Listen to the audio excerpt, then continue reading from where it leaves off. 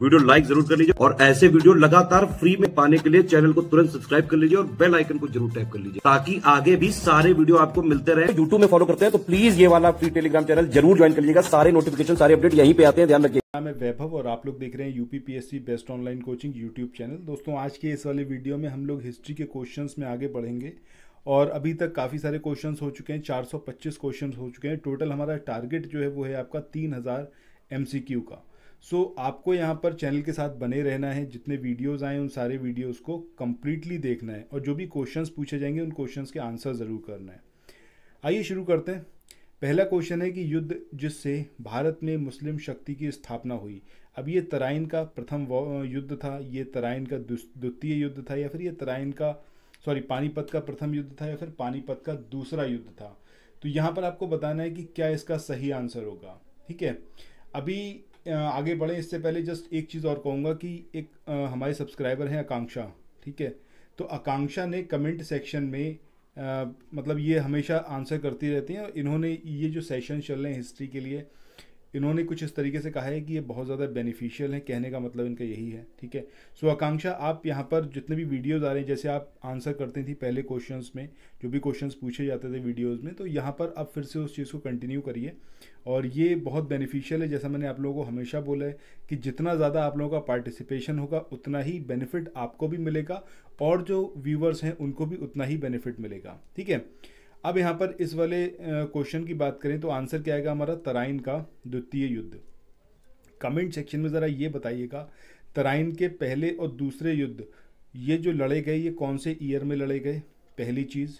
दूसरी चीज़ ये बताइएगा किसके बीच में ये युद्ध लड़े गए, और इसके अलावा पानीपत का पहला और दूसरा युद्ध ये किन के बीच में लड़ा गया और कौन सा वो साल था जब ये युद्ध लड़ा गया। ये ज़रा कमेंट सेक्शन में आप लोग बताइएगा। और नेक्स्ट जो वीडियो आएगा सबसे पहले मैं आपका नाम यहाँ पर अनाउंस करूँगा, उसके बाद ही हम आगे बढ़ेंगे। अच्छा, इसके बाद नेक्स्ट क्वेश्चन की बात करें तो इस क्वेश्चन में यहाँ पर आपसे पूछा गया है कि ये जो निम्नलिखित नाम हैं इनको काल क्रमानुसार में व्यवस्थित करें व नीचे दिए गए कूट से सही उत्तर प्राप्त करें। चंगी, अगर आप लोग उत्तर प्रदेश PCS की तैयारी कर रहे हैं, आप RO की तैयारी करना चाहते हैं, BEO की तैयारी करना चाहते हैं, इन तीनों एग्जाम की अगर आप तैयारी करने चाहते हैं तो स्टडी फॉर सिविल सर्विसेज के कोर्सेज को आप ज्वाइन कर सकते हैं कंप्लीट तैयारी के लिए।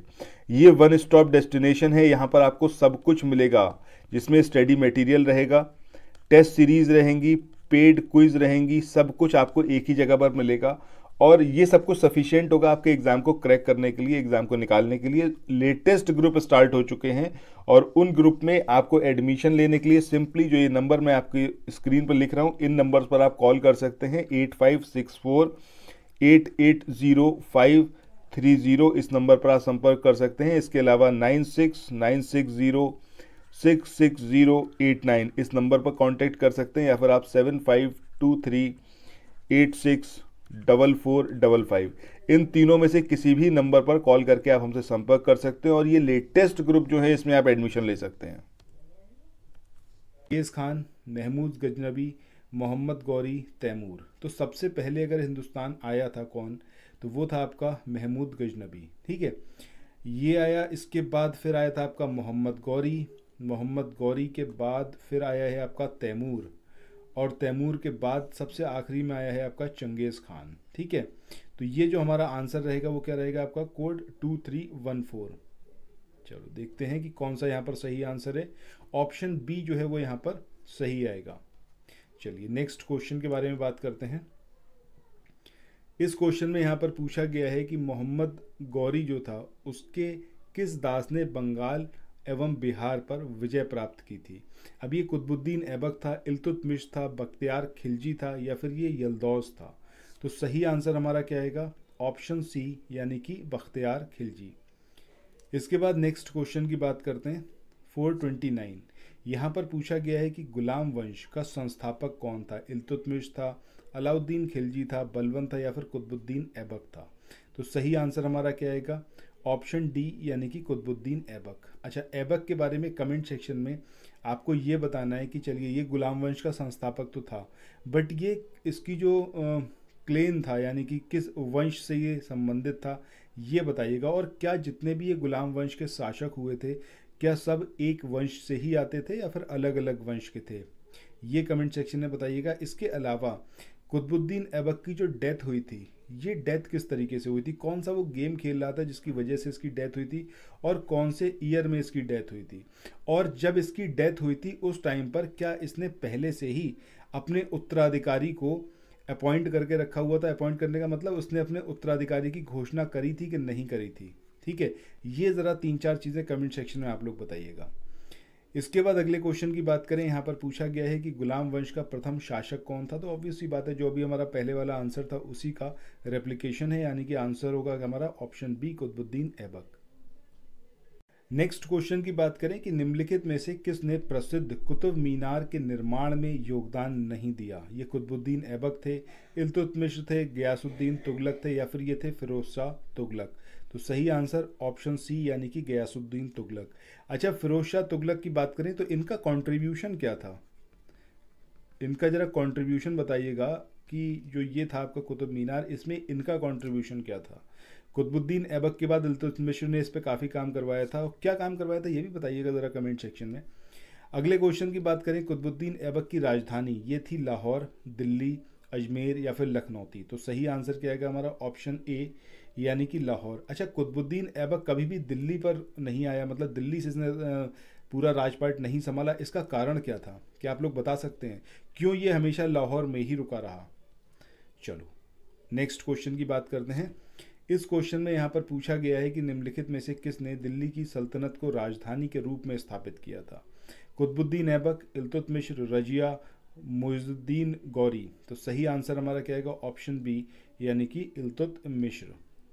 इसके बाद नेक्स्ट क्वेश्चन की बात करें कि दिल्ली का प्रथम सुल्तान कौन था जिसने नियमित सिक्के जारी किए और दिल्ली को अपने साम्राज्य की राजधानी घोषित किया। ये नसीरुद्दीन महमूद था, ये इल्तुतमिश था, आराम शाह था, या फिर ये था बलबन। तो सही आंसर ऑप्शन बी, यानी कि इल्तुतमिश। अच्छा, कौन से ईयर से कौन से ईयर तक इसने शासन संभाला और इसकी डेथ कैसे हुई थी, क्या कारण था इसकी डेथ का, ये दो बातें ज़रा कमेंट सेक्शन में बताइएगा। देखिए, बहुत सारे क्वेश्चंस पूछ रहा हूँ क्योंकि मुझे लगता है ये सारे क्वेश्चंस बहुत नॉर्मल हैं, आप लोग सेवरल टाइम्स पढ़ चुके होंगे। ठीक है, और इनके बारे में आपको पता होना चाहिए अगर आप लोग PCS की तैयारी कर रहे हैं या फिर RO की। इसलिए मैं यहाँ पर क्वेश्चंस पूछ रहा हूँ। जिन लोगों को नहीं पता है वो डिस्क्रिप्शन सेक्शन में, सॉरी जो कमेंट सेक्शन है उसमें आप लोग ज़रूर देखिएगा क्या आंसर्स करे गए हैं। मुझे पूरा विश्वास है कि आकांक्षा यहाँ पर ज़रूर आंसर करेगी, आंसर्स ज़रूर देखिएगा। अगला क्वेश्चन है, निम्नलिखित में से कौन सी इल्तुतमिश के राज्यकाल में सल्तनत की राजधानी थी। आगरा, लाहौर, बदायूं या फिर दिल्ली। तो अभी हमने इसका आंसर देखा है, आंसर क्या आएगा ऑप्शन डी। अगले क्वेश्चन की बात करें, इस क्वेश्चन में यहाँ पर बात हो रही है कि सल्तनत के निम्नलिखित सुल्तानों में से किसने सर्वप्रथम अपनी राजधानी दिल्ली स्थानांतरित की थी। आराम शाह, बलबन, इल्तुतमिश या फिर कुतुबुद्दीन ऐबक। तो अभी इसका आंसर क्या होगा हमारा इल्तुतमिश। अगले क्वेश्चन की बात करें कि दिल्ली का प्रथम मुसलमान शासक कौन था। तो भैया अभी इसका आंसर देखा है हमने, क्या है इल्तुतमिश। इसी ने अपनी कैपिटल जो थी वो दिल्ली को बनाया था। इसके बाद अगला क्वेश्चन है कि गुलामों का गुलाम ये किसको बोला जाता है। तो ये बोला जाता है आपका इल्तुतमिश को। क्यों बोला जाता है इसको गुलामों का गुलाम, क्या बता सकते हैं कमेंट सेक्शन में, ज़रूर बताइएगा। देखिए, जितने क्वेश्चंस पूछ रहे हो अगर आप लोग बताएंगे तो मतलब ये सबके लिए बेनिफिशियल होगा। बाकी आप लोगों का नाम जो भी यहाँ पर आंसर्स बताएगा, सबसे पहले वीडियो के स्टार्टिंग में मैं उनका नाम ही अनाउंस करता हूँ। रीज़न बीइंग कि आप जो काम करते हो उसका एप्रिसिएशन ज़रूर होना चाहिए। अगला क्वेश्चन है, निम्नलिखित में से कौन मध्यकालीन भारत की प्रथम महिला शासिका थी। रजिया सुल्तान थी, चांद बीवी थी, दुर्गावती थी, या फिर ये नूरजहां थी। तो सही आंसर ऑप्शन ए आएगा, यानी कि रजिया सुल्तान। नेक्स्ट क्वेश्चन की बात करते हैं। क्वेश्चन नंबर 440 पर आ चुके हैं। यहाँ पर पूछा गया है कि मंगोल आक्रमणकारी चंगेज़ खां भारत की उत्तर पश्चिम सीमा पर निम्न में से किसके काल में आया था। अलाउद्दीन खिलजी, इल्तुतमिश, बलबन या फिर ऐबक।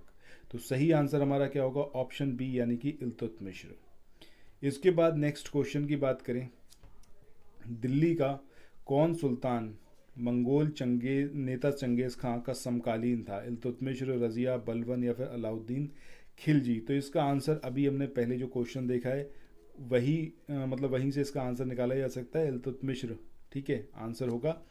अगले क्वेश्चन की बात करें, पूछा गया है कि किसके शासनकाल में मंगोल प्रथम बार सिंधु के तट पर देखे गए। अब ये बलबन, इल्तुतमिश, कुतुबुद्दीन ऐबक या फिर रजिया। तो भैया आंसर क्या होगा आपका ऑप्शन बी, यानी कि इल्तुतमिश। इसके बाद अगले क्वेश्चन की बात करें कि चंगेज़ खां का मूल नाम था। खासुल खान, एशुगई, तेमुचिन या फिर ओगदी। तो सही आंसर ऑप्शन सी यानी कि तेमुचिन। इसके बाद अगले क्वेश्चन की बात करें, यहाँ पर पूछा गया है कि रज़िया बेगम को सत्ताच्युत करने में किसका हाथ था। अब ये अफगानों का था, मंगोलों का था, तुर्कों का था या फिर अरबों का था। तो सही आंसर तुर्कों का, इसके पीछे पूरा षड्यंत्र था रज़िया को सत्ता से हटाने का। इसके बाद अगले क्वेश्चन की बात करें कि दिल्ली के किस सुल्तान के विषय में कहा गया है कि उसने रक्त और लौह की नीति अपनाई। तो भैया कोई और नहीं था, ये थे बलबन। ठीक है, बलबन के लिए बात बोली जाती है। क्या बलबन का टाइम पीरियड आप लोग बता सकते हैं कि कब से कब तक बलबन जो था वो शासन में रहा था? ये ज़रा कमेंट सेक्शन में बताइएगा। ठीक है, सो इसके साथ ही आज के इस वाले सेशन को यहाँ पर एंड करते हैं। आई होप ये वाले क्वेश्चंस आप लोगों के लिए काफ़ी बेनिफिशियल रहे होंगे और आपका जितना भी अभी तक पढ़ा हुआ है उसको रिवाइज करने में, उसको अपने माइंड में एक बार फिर से रिकॉल करने में बहुत ज़्यादा बेनिफिट पहुंचाया होगा इन क्वेश्चंस ने। सो ऐसे ही क्वेश्चंस के लिए चैनल के साथ बने रहिए। इन क्वेश्चन को एज इट इज़ भी आप याद रखिएगा क्योंकि बहुत सारे क्वेश्चंस रिपीट होंगे आपके एग्जामिनेशन में। सो फिर मिलते हैं अगले वीडियो में। Till then thank you so much. पढ़ते रहिए और जो प्लेलिस्ट है वहाँ पर इतने वीडियोस दी हुई हैं उनको ज़रूर देखिए और बाकी जो क्वेश्चंस पूछे गए हैं उनका आंसर ज़रूर करिए। Thank you so much.